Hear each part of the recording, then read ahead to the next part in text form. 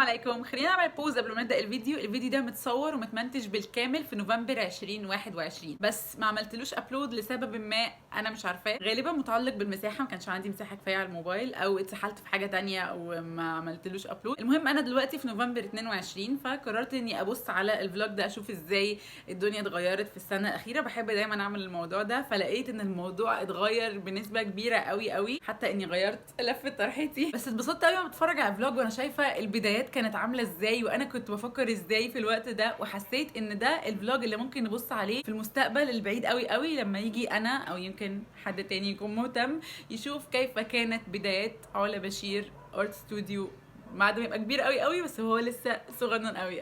فقررت اعمل لكم بوست للفيديو ده زي ما هو بالظبط، بكل البراءه واللطافه والاحلام الكبيره قوي اللي فيه. فلو انتم متحمسين تعرفوا الدنيا مشيت ازاي بعد الفلوج ده والحوارات اللي اتفتحت في الفلوج ده وما لحقتش تخلص في نوفمبر خلصت ازاي بعد كده، اكتبوا لي تحت في الكومنتس وممكن نعمل فيديو مثلا ابقى بكومنت عليه او بحكي لكم اللي حصل بعد كده. واللي بعد كده بقى اللي هو دلوقتي حالا انا بعمل فلوجز للفتره دي، لسه عامله فلوج من قريب هتلاقوه طالع فوق دلوقتي، وعامه تابعوا القناه عشان انا رجعت اعمل فيديوهات كتير. فيلا بينا نبدا. هي دي المايند سيت اللي كانت عندي في بدايه نوفمبر 2021.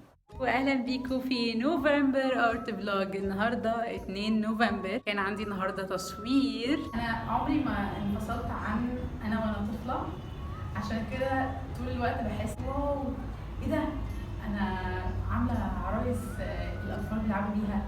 التوتوريالز بعملها ليهم على يوتيوب لما حد بيصورني مثلا ويبعت لي ان هم مشغلينها في البيت. ايه ده الحقيقي الناس مشغليني عندهم في البيت. انا ببقى عامله كده عشان هم يعملوا كده، بس فيجوالي مش ببقى متخيله المشهد. ف بتبسط الطفل اللي جوايا بيتبسط.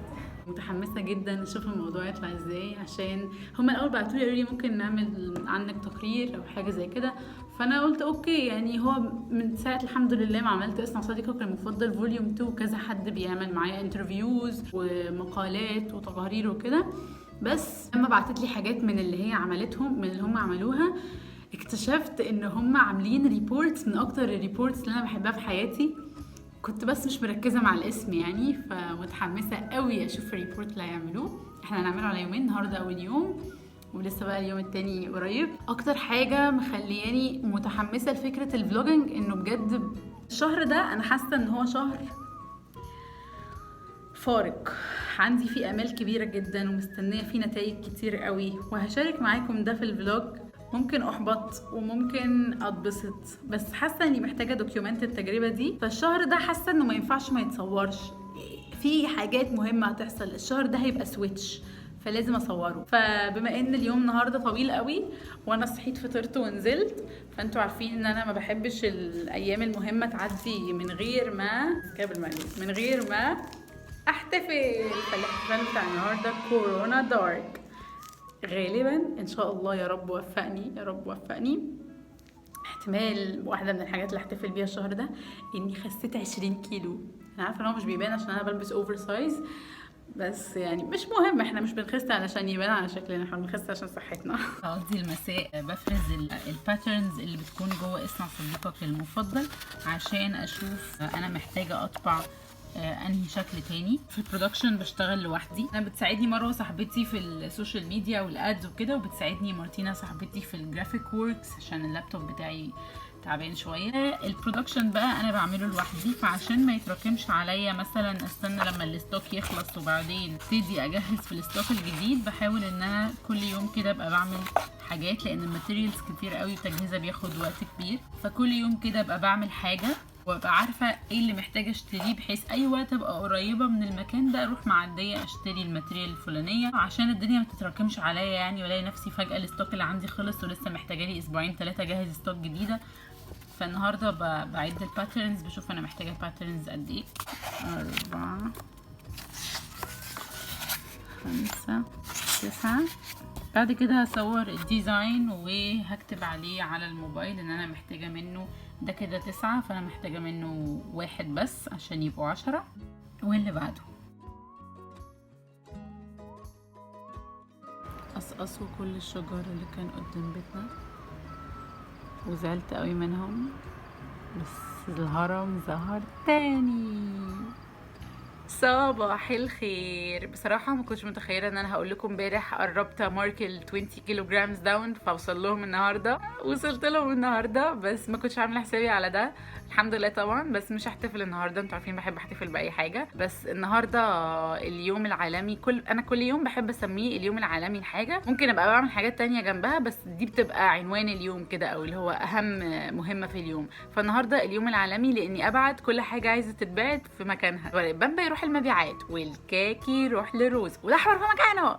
اول حاجه هبعتها هي فلوس كورس كوبي رايتنج عايزه اخده، هبعتها لذا كوبي رايتر. جماعه الموبايل ده فضل معايا لحد سنه تانية كليه، لحد ما ماما هي اللي جابت لي موبايل من نفسها، قالت لي كفايه بقى الموبايل ده معاكي لحد سنه تانية كليه. كان اول اندرويد واخر اندرويد في حياتي. بعد كده بقى جبت الموبايل اللي معايا دلوقتي بعد ما اتخرجت، علشان اصور بيه واديت بيه وابلود بيه والكلام ده كله. كنت عملت لكم اول تور ريفيو عملتها كان عن الموبايل وازاي بعمل بيه كل حاجه واللي جبته وكده، وازاي هو بيسبورت اصلا فكره المينيماليزم، عشان انا مينيماليست ودي احلى حاجه في حياتي. وبمناسبه المينيماليزم خليني اقول لكم انه احنا عملنا فلوج عن المينيماليزم في شهر 11 بس 2019. عايزه اقول لكم ان دلوقتي تقريبا اوضتي 90% منها مينيماليست، لان يعني فاضل بس الضرفه دي لو اتروقت يبقى كل الاوضه مينيماليست، ما عنديش اي حاجه تانية مش محتاجاها ومش بستخدمها اصلا. الضرفه دي فيها حاجات بقى ذكريات وكده، فلسه محتاجه تتفرز برضو على فكره، وهيترمي منها حاجات. انا روقت ادراج ذكرياتي التانية وفعلا خلصت من حاجات منها ما بقتش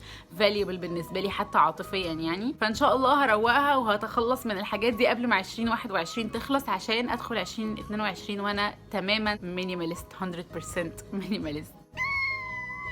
بصوا انا والله العظيم بجد مش عارفه ازاي الفلوج ده كده. انا لسه اول امبارح كنت بقول لكم يا رب اكمل ال 20 كيلو، لقيت امبارح كملتهم. لسه كنت بقول لكم ان انا الشهر ده المفروض اكون مستنيه حاجات معينه تحصل ومش عارفه ايه وكده. اوكي بصوا يا جماعه. باختصار انا الفقره دي مش عامله حسابي عليها انها تيجي دلوقتي خالص، فبالتالي انا مش كاتبه لها سكريبت. وانتوا عارفين ان انا لما ما بكونش كاتبه سكريبت سبيشالي في الموقف ده حاسه ان انا مش عارفه اجمع كلام. واصلا الحوار ده بقاله كذا ساعه، يعني مش عارفه الساعه دلوقتي 9 او 10 حاجه كده، والموضوع ده حصل من الساعه 4 وانا بقى بنفس الموقف ده كده مش على بعضي من الساعه 4. انا كنت اوكي، انا الحمد لله النهارده جالي 2 ايميلز ان انا اتقبلت في حاضنه اعمال كنت مقدمه فيها، وفي برنامج كده برضو لدعم الستارت ابس او الناس اللي عندها سمول بزنسز كنت مقدمه فيه. انا بيبقى دايما فكرتي عن او ليه بحب المانث فلوجز، عشان بحس ان هي فيها قصه. البيس بتبقى في اولها في اول الفلوج، بعد كده في اخر الفلوج بتكون خلصت، او انه انا بيبقى عندي مثلا مش عارفه. وانا احساسي ناحيه الشهر ده كنت حاسه ان هو هيبقى في يعني في ردود كتير المفروض ان هي هتجيلي في الشهر ده، كان منهم الرد على موضوع الحاضنه ده ليه قصه، يعني مش هعرف ان انا احكيها دلوقتي عشان هي محتاجه تبقى مترتبه شويه وتتحكي بشكل مش ايموشنال، لان هو مش ايموشنال، هو حاجه يعني مؤثره جدا. فانا هعمل لها فيديو. انا كنت اصلا كاتبه في الخطه بتاعت فيديوهات شهر نوفمبر، وفي اللي انا هنزلها على يوتيوب، وفي البلان بتاعت شهر نوفمبر انه هعمل الفيديو الفلاني عن القصه الفلانيه لو ظبطت، عارفين. فاللي هو كاتبه كده وخلاص، بس مش مجهزه، بس هقعد يعني بس ان شاء الله الدنيا تهدى كده واستوعب حياتي وهقعد احكي لكم القصه دي بشكل يعني 1 زائد 1 بيساوي 2، لان هي قصه حلوه قوي. هي مش عادي كده ان انا لقيت بروجرام فرحت مقدمه فاتقبلت. هو في تريكات كده في الموضوع بتخليها قصه لذيذه. فمبسوطه ان انا يعني ممتنه لنفسي جدا ان انا صورت بدايه الفيديو. انا ما كنتش على فكره اللي انتوا شفتوه اول يوم ده اول امبارح بجد ده كده ما كنتش وحشه. انا الشهر اللي فات كنت مش على بعضي خالص. ليه؟ لانه كان في كذا حاجه مفتوحين. اوكي بصوا. انا هاخد بريك شويه عشان حاسه ان انا اتوترت اكتر ومش عايزه اطول عليكم يعني، بس هاخد بريك كده. بص على الحلاوه، بص على الشقاوه. بص ده العقد اللي عملته لنفسي في اخر تيك اواي توتوريال. مش عارفه بالنسبه لكم اخر ولا مش اخر، بس في تيك اواي توتوريال بتاع الخرز بجد يا جماعه تحفه. كنت عملت كمان حاجات لاصحابي، كنت كتبت لهم رسايل معاها.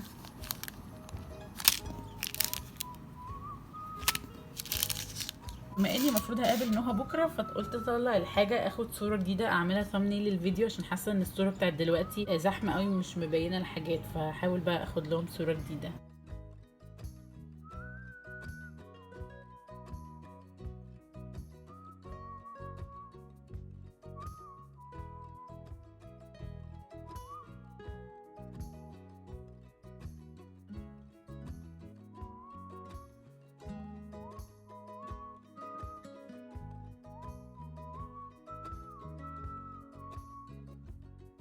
غيرت الثمنيل بتاعت الفيديو خلاص، روحوا شوفوه عشان بجد بقت خطيرة، واصلا الفيديو خطير والموضوع كله خطير. وتعالوا بقى احكي لكم انا ليه كنت عامله كده امبارح، وازاي الحاجه دي كانت فارقه بالنسبه لي جدا. وليه في بدايه الفلوج لو كنتم ملاحظين ان انا شويه كنت مش وعايزه اقول لكم ان انا كده كنت بدات اتعالج يعني، او اللي بدات اهدى شويه، لانه بعد حصاد الياسمين هيطلع لكم فلوج فوق عن حصاد الياسمين لو انتم مهتمين يعني. كنت الموضوع ابتدى يتحسن شويه، قبل كده كان الموضوع صعب قوي. فالنهارده هحكي لكم شويه حاجات كنت بمر بيها الفتره اللي فاتت قبل امبارح ده. بصوا يا جماعه، انا شخص ما عنديش مشكله ان حد يقول لي احنا هنعمل او مش هنعمل، احنا موافقين او مش موافقين، او لا، ما عنديش مشكله في كل ده. بس انا عندي مشكله كبيره قوي في حته الجراي اريا او المنطقه الرماديه، اللي هو انا مش عارفه انا رايحه الحياه دي ولا مش رايحاها. قول لي او قول لي لا. طب على الاقل قول لي احنا مستنيين لحد امتى، طب على الاقل قول لي احنا مستنيين ايه. لكن الحاجه اللي هي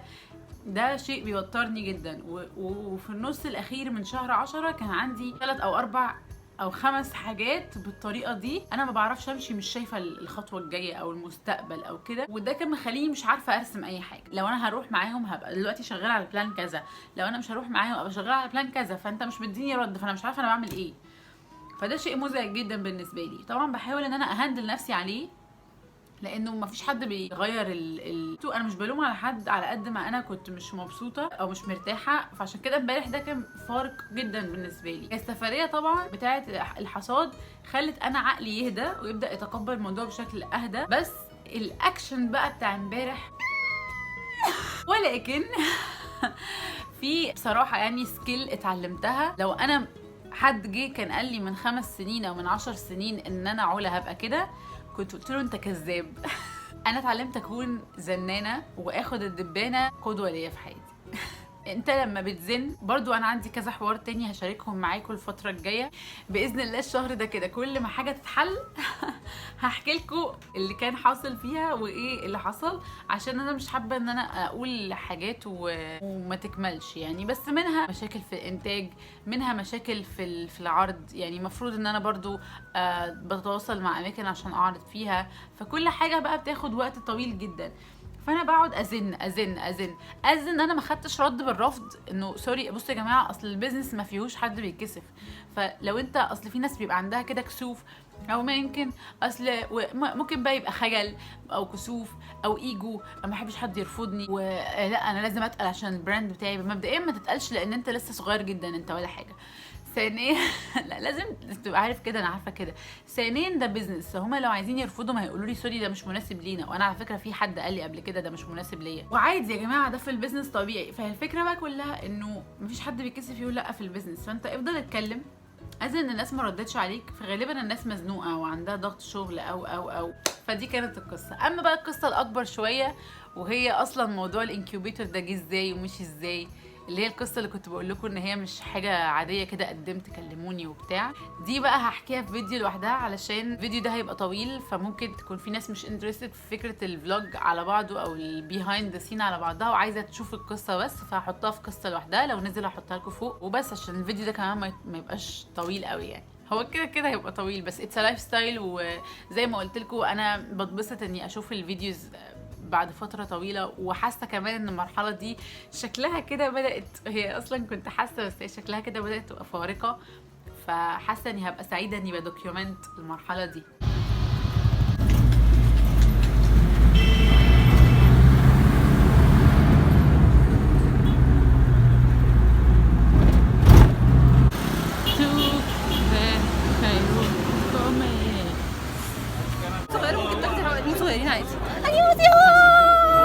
فلوس بص تن تن تن تن. تعالي هي ام 5 جنيه. ايوه صح 5 جنيه. خلاص نشوفك بكره ان شاء الله. بجد او ماي جاد. اوكي I'm so proud والله العظيم يا شروق. I'm so proud. انا عندي على يوتيوب ممكن تصور الاكونت بتاعي. شروق فري ده عشان واحده واحده عشان عاجبني قوي. اول ديزاين، تاني ديزاين، طب ثانيه واحدة. رابع ديزاين. ايه خطير ده احلى حاجه. خطير تعبت فيهم بس مبسوطه بيهم. قولي خلاص بقى بتاعي اشتريت. ماشي انت كده. لولي جت.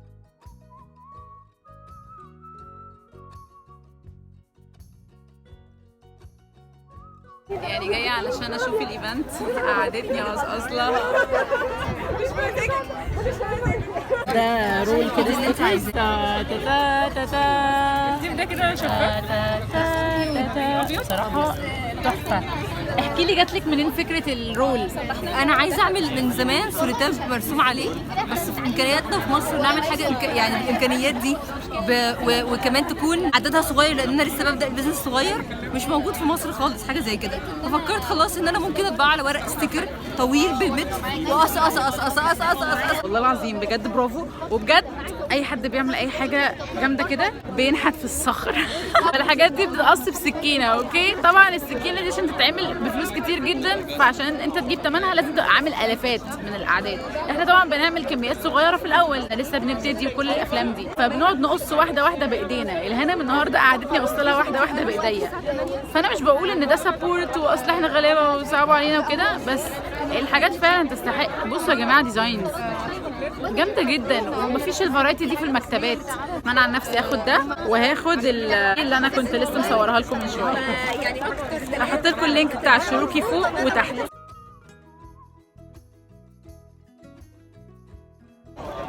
تاني حاجه، انا بجد ما كنتش عامله حسابي ان انا جايه اشتري، مش عارفه ايه ده، بس valuable قوي على فكره. it still supports المينيماليزم عادي، مش تعارض يعني. it's valuable وبتلهمني. اوكي انا خلصت دلوقتي، مروحه امارس هوايتي المفضله السباحه. لا المشي. بجد النهارده كان يوم تحفه. قابلت ناس كتير قوي، اتفقنا على حاجات وكده، وقابلت ناس اصلا بتلهمني شفتهم وسلمت عليهم. كنت لسه بتكلم معاكم في الفيديو بتاع فلوج حصاد الياسمين ان كل لايف ستايل بيكون فيها ميزه وعيب، بس وكل زمن وكل بلد وكل حاجه. بس انا اي لايك اكتر حاجه ان انا موجوده في الوقت اللي يسمح لي ان يبقى عندي لايف ستايل اللي بيخليني قاعده في الاوضه وبعمل حاجات، وفي الاخر بطلع بره بتعرف على ناس، اجي مثلا ايفنت او كده اعمل علاقات والشغل يمشي، الحياه لطيفه واقابل صحابي. بس بقول لكم ايه، بقيت جامده ان انا اتكلم من غير سكريبت.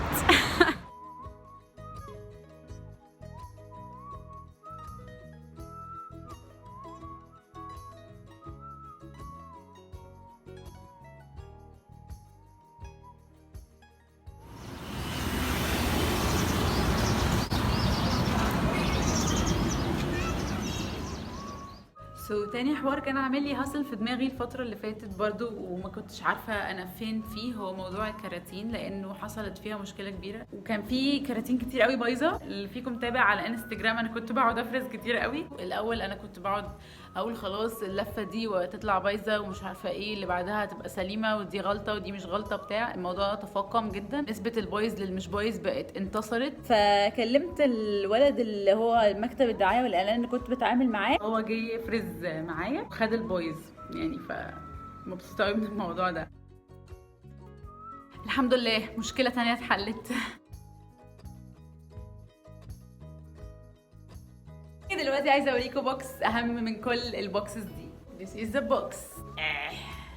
البوكس ده هو اول مصنع في حياتي. كنت في ابتدائي لما ابتديت اعمل بيزنس ان انا اعمل اكسسوارز بالخرز. لما كبرته بقى في اعدادي جبت البوكس ده، وكان ليه جناب بس اتكسرت مع الزمن. كنت بعمل بقى ايه اكسسوارز، فقلت لكم على انستجرام برضو في فيديو زمان ان انا كنت بقعد اكسر او اقطع اي توك او اكسسوارات عندي واخد الخرز بتاعها. دي كانت الادراج اللي فيها الماتيريالز، لسه عندي لحد دلوقتي وبحب قوي ان انا محتفظه بيها. واخر حاجه بقى واهم حاجه ان ده كان الكارت بتاعي، كان اسمه لول اكسسوارز عشان في المدرسه كنت كول جدا، فكل اصحابي كانوا بيقولوا لي يا لول.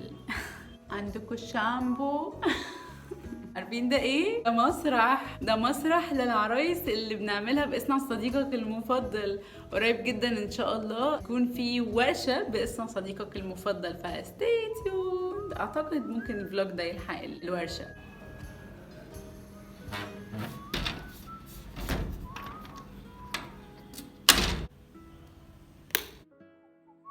هلو، نتيجة كمان للزن. Walt Disney. If you can dream it, you can do it.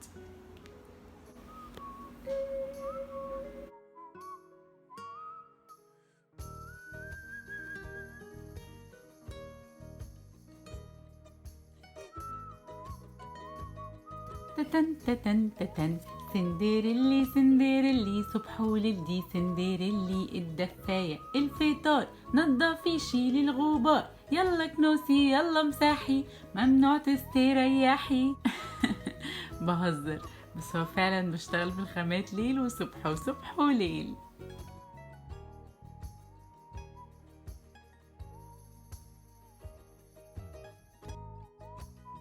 صباح الخير. فدلوقتي انا قاعده بشتغل في المسامير. بجد الشهر ده غريب جدا. انا بجيبهم في الطبيعي بيبقوا المسامير لوحدهم والصواميل لوحدهم، وبعد كده بركبهم زي ما بتشوفوهم في اللعبه. المره دي بقى سبحان الله يعني المسامير جاي فيها كتير جدا مصدي، فانا مش بس بركبهم انا كمان بفرزهم وبقسمهم نوعين. نوع البادي بتاعه نفسه في صدى، فده هوبليس كيس يعني لازم ارجعه للراجل لانه كتير قوي. ونوع تاني الراس هي اللي فيها حتة صدى، فده ممكن اصنفره لكن الجسم سليم، او هجرب اصنفره يعني. لو فلحت تمام، ما فلحتش هرجعه للراجل برضه، لان الجسم لو اتصنفر القلاووز هيبوظ، بس الراس لا ممكن يبقى تمام يعني. كل حاجة بتحصل بصعوبة. انا سعيدة ان انا بفلوج عشان اوريكم ازاي الحاجات بتحصل بصعوبة بجد.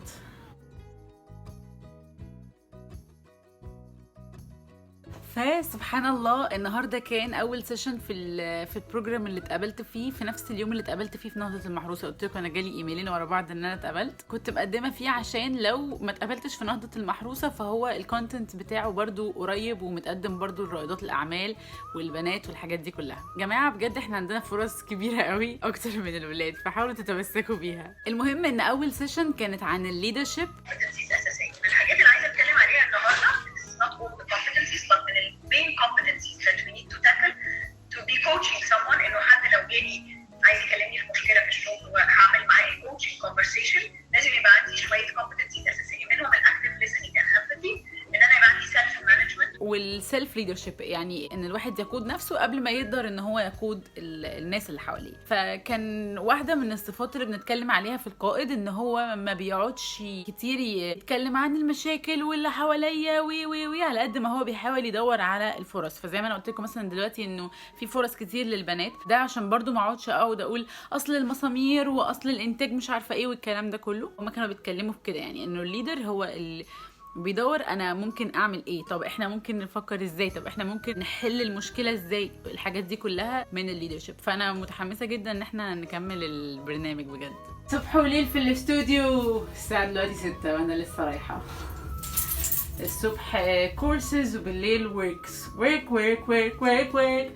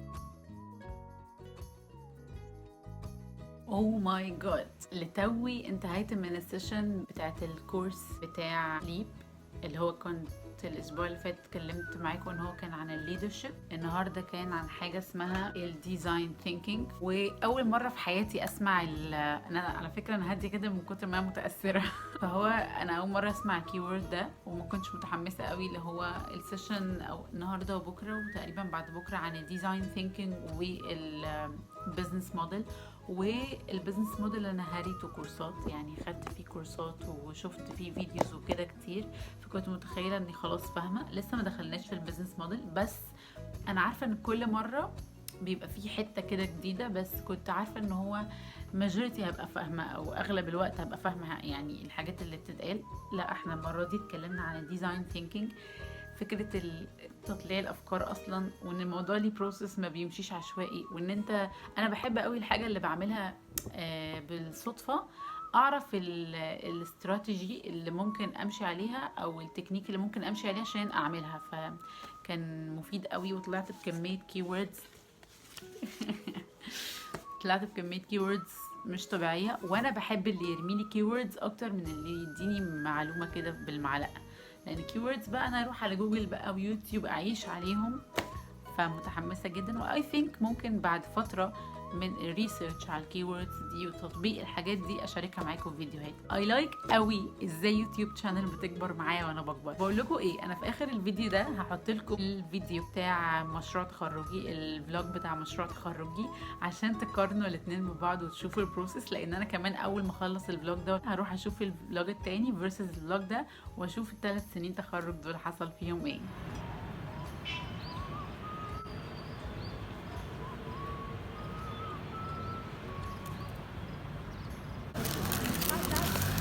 تحبوا المجلات؟ انا نجيب مجله. احنا مش نص الدنيا، احنا الدنيا ونص. يا جماعه بجد كاتب عني مقالات كتير كتير بس اول مره امسك المجله نفسها، فاحساس الورق تحفه، اللون الاورنج اللي مستخدمينه تحفه، حاطين رسومات كده، ولو واخدين بالكم في كمان مربعات كده كانها كراسه، شكلها خطير. صور العرايس واللعبة وصور العيال، او ماي جاد. وبعدين اصنع صديقك المفضل. I'm super proud بجد، انا مبسوطة اوي وبعدين بجد المقال صياغة أمنية كمان، بعتلها 7000 فويس نوت، بس بجد أمنية شاطرة جدا، كاتباه بشكل مخليني أنا مبسوطة جدا. شكرا يا أمنية، شكرا يا نص الدنيا، سلام عليكم. طبعا دلوقتي لازم امشي عشان العرايس نمت انا بحطهم كده وانا ماشيه، عشان لو انا علقتهم عادي بقى في البيت بيفضل العرايس وقعت العرايس وقعت، فبحب انيمهم كده قبل ما امشي. المهم دلوقتي انا ماشيه واخده معايا كراتين، وواحده من اسوأ الحاجات في فكره اني قفلت الكراتين بالطريقه دي اني الاول كانوا مفتحين، فممكن اروح واخده معايا 20 كرتونه وانا مروحه عادي، ما بيبقوش تقال وما بياخدوش مكان. بس دلوقتي بعد ما اتقفلوا وما اقدرش اشيل اكتر من كده، عشان يا رب اصلا اروح بيهم سلام، يعني لانهم بيبقوا بصوا كبار ممكن يتخبطوا مني في اي حاجه وانا ماشيه، مش سهله اصلا اني امسكهم. بس غير كده مش واحده من ارخم الحاجات بصراحه، هي دي ارخم حاجه، بس غير كده كل حاجه تانية جميله. وبرده احكي لكم القصه في نفس الفيديو اللي هحكي لكم فيه قصه حاضنه الاعمال وازاي رحت، عشان هي قصه مختلفه ودول ليهم قصه مختلفه. وبعد ما احكي لكم قصتي وانا بحارب التمساحه، هحكي لكم قصتي وانا بحارب الاسد. وانا ليه باخدهم البيت؟ قلتوا لي ليه يا العلا؟ علشان انا بشتغل على الماتيريالز في البيت زي ما انتوا بتشوفوا في الفلوجز، مش مستاهل الموضوع اني انزل هنا عشان اقعد الف خيط او اقعد اقفل مسامير. العلب عشان بتاخد مكان بسيبها هنا، والخشب علشان بيعمل نشاره حواليه لما بيتصنفر فبصنفره هنا. غير كده اي حاجه تانية بعملها في البيت. Let's go.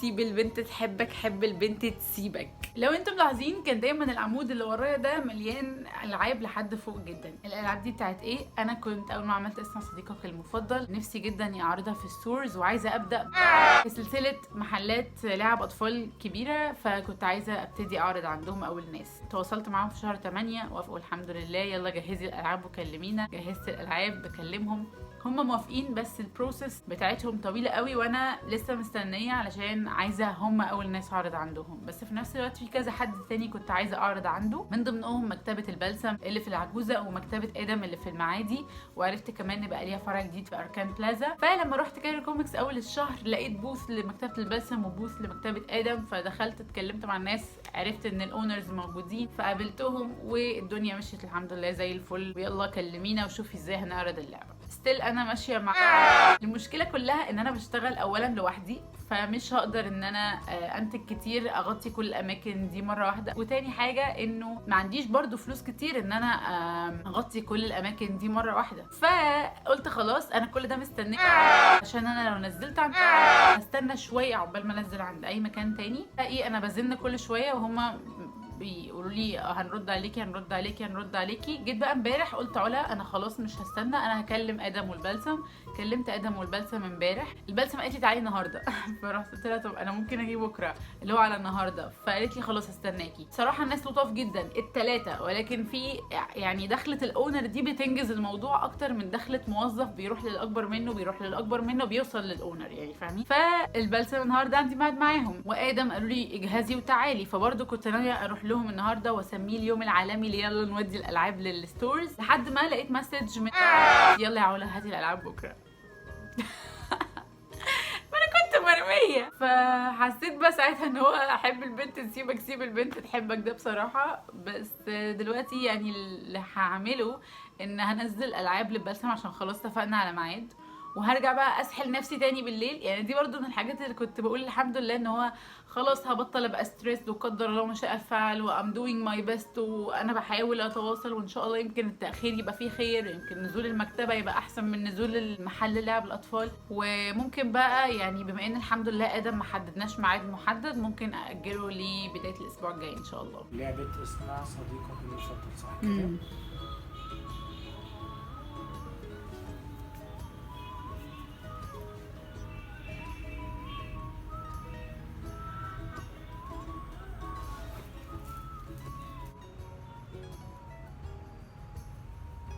كيف تعلمون انه حظي اللي كانت هتستلم مني مش موجوده بس يعني حد تاني استلم الحمد لله.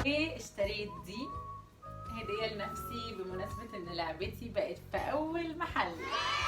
بقالي كتير بصراحه عايزه اجيبها، كل ما اعدي من قدام المحل اقعد اقول اجيبها لا مش هجيبها، محتاجاها لا مش محتاجاها، المينيماليزم لا مش المينيماليزم، هتلاقي حاجه عندي لا مش هتلاقي حاجه عندي. لحد بقى من كام يوم قعدت فكرت ممكن تليق على كذا وكذا وكذا، لقيتها ان هي ممكن تليق والله. وبعدين كول قوي، ستايل مش عندي قبل كده، لون مش عندي قبل كده. اي نعم دي فيها احمر بس مش كلها احمر، فقررت ان انا اجيبها. وبعدين امبارح بقى قلت انا بحب دايما اربط الحاجات ببعض، اللي هو انا هجيب كذا عشان احتفل بيه بمناسبه ان كذا حصل، فجبتها احتفالا بان اسمها صديقك المفضل بقت في دار البلسم اول مكتبه. واخيرا وصلنا للويك اند.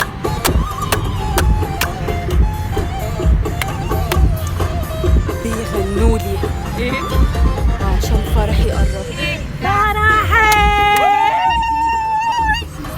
بس انتي بجد بهرتيني، ايه ده خلاص انتي ماي ليدي. فاكره نفسك هتاخدي الويك اند كله اجازه ولا ايه؟ كفايه 5 دقايق. راح دلوقتي اعمل ميتنج في مكتبه مصر العامه، كنت عملت فيها ندوه من شهرين للكبار المتعاملين مع الاطفال مينلي في برنامج اسمه قادة الطفوله المبكره، عشان نتكلم عن ازاي اسمها صديقك المفضل بتنمي مهارات الاطفال وكده. النهارده بقى رايحين نتفق على ورشه للاطفال هناك. فاي اتفاق مع اي حد على اي حاجه، سواء ان انا هعرض عندهم منتجاتي، سواء ان احنا نعمل ورش، سواء ايا كان نوع التعاون، يعني بحب ان احنا نتقابل واحد لواحد ونتكلم، او نتقابل مع بعض ونتكلم اكتر من انه اتكلم في التليفون، ابعت رساله او ابعت ايميل وات ايفر. يعني بحس ان هو افكتيف وبينجز اكتر، وكمان بيبقى في تواصل اكتر ما بين البني ادمين، فالناس بتعرف توصل افكارها اكتر. الموضوع ما بيطولش، انا بكره التطويل في الكلام الفاضي بصراحه. فاتفقنا على الورشه وربنا يكملها على خير. او ماي جاد متحمسه قوي.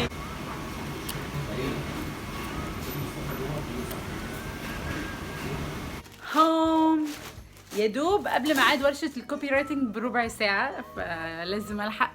وفي حاجه بس مهمه عايزه اقولها قبل ما ابتدي الورشه، انه دي مش كل ايامي، يعني مش كل ايامي تبقى تك تك تك كده. دي الايام اللي انا بصورها عشان بلاقي ان فيها محتوى. في ايام كتير ببقى قاعده في البيت بشتغل في الخامات على الهادي جدا، ودي اكتر حاجه انا بحبها في حياتي، ان هي فيها ايام تك تك تك تك تك وايام يعني بحس ان انا بحس بكل المشاعر قوي، وفي نفس الوقت ما بزهقش، لان انا شخص بيزهق بسرعه من لما الحاجه تستمر على وضع، يعني لما الوضع يستمر لفتره طويله بزهق. فلما يومين يبقوا تك تك تك تك ويومين يبقوا هادين ده بيخليني متسليه. بس مش كل ايامي كده، لان انا مش بصور لكم في الفلوج 30 يوم او 31 يوم، بصور لكم مشاهد معينه من كل يوم.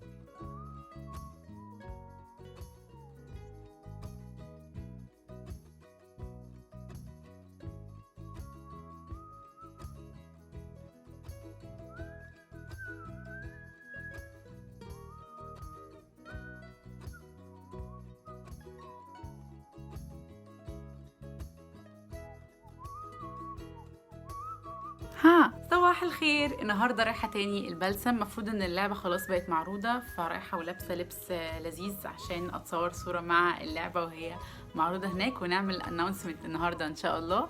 وتاني حاجه واخده لهم معايا تاتا، عملت لهم عروسه او بادي عروسه علشان احطه او اعلقه جنب اللعبه عشان الناس تبقى فاهمه اللعبه دي جواها ايه وعباره عن ايه. واخده له كمان اكس عشان نعمله كانه ماريونيت، والخيط عاملاه طويل عشان مش عارفه ازاي هنعلقه بالظبط، فقلت بدل ما احكم نفسي في طول معين للخيط خليني اعمله سايب والاكس ونظبط الارتفاعات هناك. وكمان هاخد معايا فلاير، مش الادلت جايد خالص، ده غالي، ده ما بيطلعش كده ببلاش. هناخد الفلاير اللي فيه صور العرايس نحطه هناك. امبارح كنت في ايدم وسبت لهم واحده وعجبتني الفكره عشان الناس برضو تبقى فاهمه ايه الاشكال اللي ممكن يعملوها لما يجيبوا اللعبه. ليتس جو. استنى قبل ما نجو يا جماعه، البروجرام بتاع ليب مش طبيعي بجد. انا مش متخيله ازاي في حاجه بالحلاوه دي. كل سيشن فظيعه اكتر من اللي قبلها، والفكره كمان ان هو كل حاجه بالحلاوه دي فور فري. انا ما كنتش عارفه عنه حاجه بصراحه قبل كده، بس واحده صاحبتي بعتت لي قالت لي قدمي، فرحت مقدمه. فهسيب لكم اللينك بتاعه تحت في الديسكربشن. اي حد فيكم عنده بيزنس يدخل ويحضر البروجرام بتاعهم، اسم البيج Ahead of the Curve. انزلوا بقى احضروا اي بروجرام تبعهم، لانه فعلا يا جماعه الناس اللي بتدي السيشنز عظيمه عظيمه عظيمه. الكونتنت ملهم بشكل مش طبيعي. هالو، الشتاء لسه ما جاش والدنيا مش ساقعه. انا لابسه كده عشان كتر الزغاريط بيجيب الفرح بس، يا رب يجي بقى. ومش عارفه امتى، يعني كتر الايه بيخلي الانسان ينزل بدري بجد. يعني انا امبارح كنت المفروض اروح البلسم، متفقه معاهم على الساعه 4 علشان نمضي الوصل، لان انا اول مره رحت كانت لسه الست مش موجوده زي ما قلت لكم، فكان المفروض امضي الوصل عشان لما امضي الوصل تبدا الالعاب تتعرض. فروحت بعد الساعه 5 والست كتر خيرها استنتني ومضينا الوصل، بس طبعا كان المخزن قفل فبالتالي اللعبه لسه ما اتعرضتش. ودلوقتي انا نازله اشتري خامات والساعه 6:30 ومش عارفه بجد هلاقي المحلات فاتحه ولا لا، فيا رب الاقي المحلات فاتحه. عايزه اقول حاجه مهمه، الجو طلع ساقع ومحتاج جاكيت فعلا.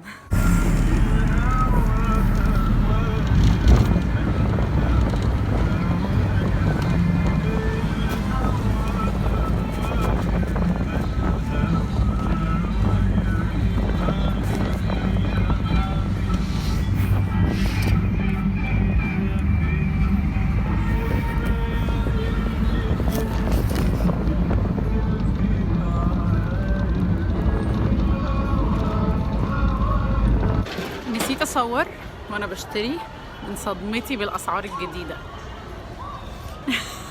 بعشق بالليل في الشتاء. الساعه لسه 8 بس تحسوا ان هي لايك 11. بجد احسن حاجه عملتها في حق نفسي النهارده اني لبست الجاكيت ده. ريلي الجو ساقع تلج.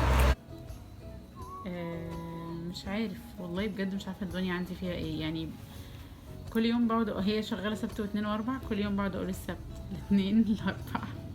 شاطره الدكتوره دي. ما علينا من موضوع الدكتوره ده، خلينا في تاني يوم. 20/11/2021 حصل فيه حاجة جميلة.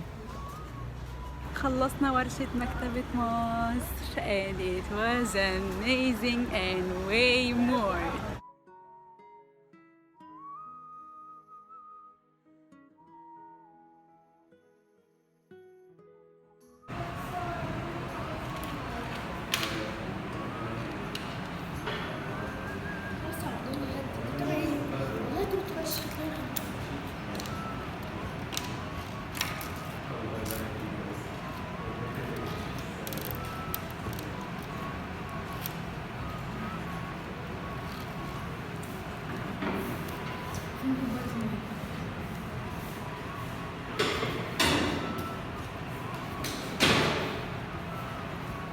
دانا وريني كده عملتي ايه؟ خلصتي؟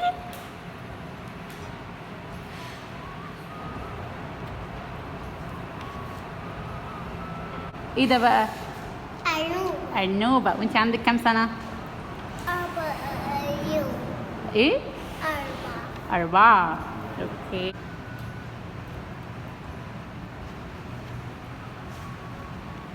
اوه ها خلاص انا شايفه انه كده كفايه. انتي ايه رايك؟ وريني.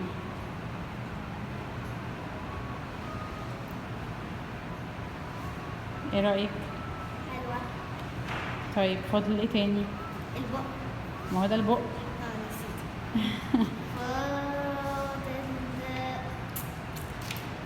فريدة خلصت العروسة. ايه رأيك بقى؟ انتي قوليلي. استني كده. ايه رأيك بقى؟ حلوة. انا كمان شايفاها حلوة.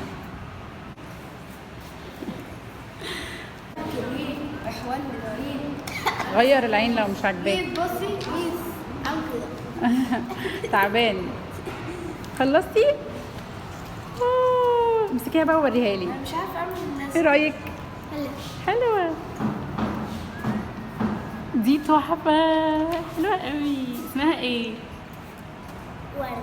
وردة. وانتي؟ ياسمينة يعني وردة برضه صح؟ يلا قولي مين ده؟ شخصية باسكت بول اسمه ايه؟ ليبرون جيمس. I am way happy. أول ورشة في اليوم العالمي للطفل، لدرجة إن أنا متأخرة عشان ميعاد ورك شوب الكوبي رايتنج الساعة 7 والساعة 6:30، بس بمشي. وكمان دي جنينة الأورمان فيها نعناع أو مش نعناع، ريحان. أوه ماي جاد، مبسوطة أوي الحمد لله يا رب، هذا من فضل ربي. طيب هحط لكم بقى تحت لينكس، هحط لكم فورم تحت. اكشلي هعمل فورم لما اروح النهارده لاي حد عايز يحجز ورشه جايه، سواء بقى في المكتبه او فين ايا كان، يملاها. وانا لما يبقى فيه ورشه هبعت لكم.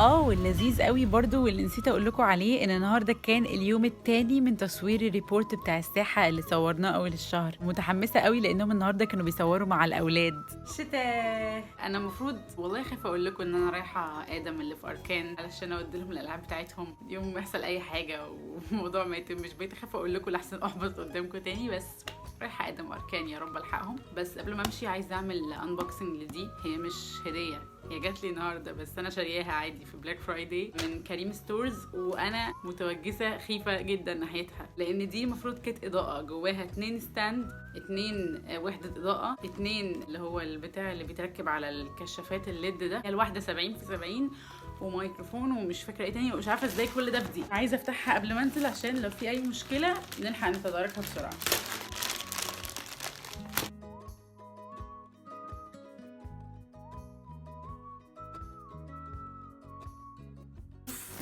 ادي المايك اللي قالوا عليه. اوكي بقى صادقين في اول حاجه.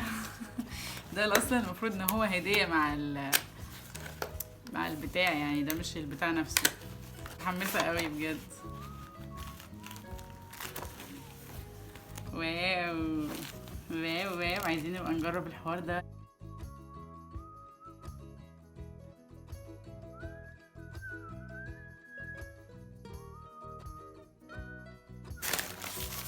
ان دول البتوعتين اللي هم بيركبوا على الكشافات. I was right. هما ودي اللي هي بتتحط علشان الإضاءة تبقى سوفت ما تبقاش لازعة. جبنا حاجات جديدة من أجل هذه الوضعيات التصوير. نحب الشتاء حلو قوي. وهذه هي الالعاب اللي رايحه وبحب اوصلهم بنفسي. يعني هو ادم فرع المعادي وصلت له خلاص وكان ممكن هم يجيبوها، بس بحب اوصل بنفسي علشان اعمل لهم برزنتيشن عن اللعبه للي شغالين في المكان، واجيب لهم لعبه مفتوحه اوريهم محتوياتها عشان يبقوا عارفين هي جواها ايه، عشان يشرحوها للناس مظبوط، لان العلب بتتعرض مقفوله فالناس ما بتبقاش عارفه ايه اللي جواها. تقدروا تعرفوا ده اكتر برضو من الفلوج بتاع لعبتي في المحلات، المفروض يكون نازل دلوقتي وهيطلع لكم فوق في الاي.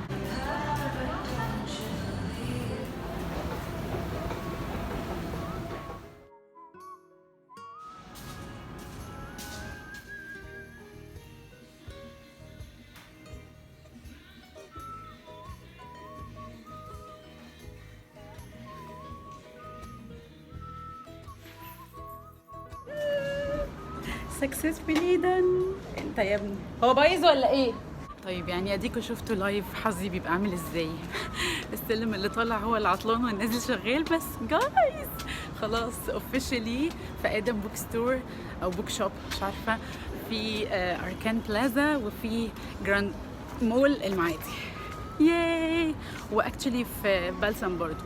هكلمهم دلوقتي اتاكد ايه الاخبار. جميل قوي نوفمبر ده، جميل.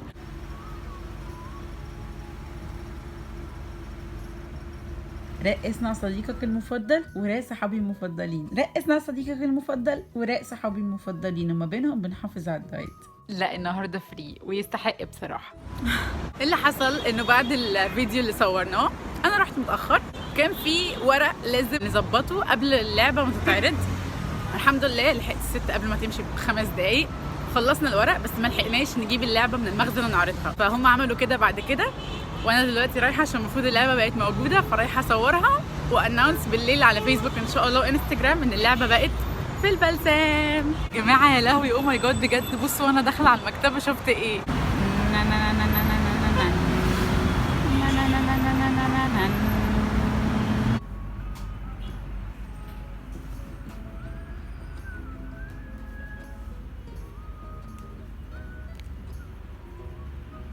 And now I can announce finally اسمع صديقك المفضل بقت في مكتبة البلسم في شارع النيل في الدقي. على الأرض نفسنا طويل وبنلعب للوقت الضايع، ثابت مش عايز حركة، على المبدأ ثابت على كده من فترة.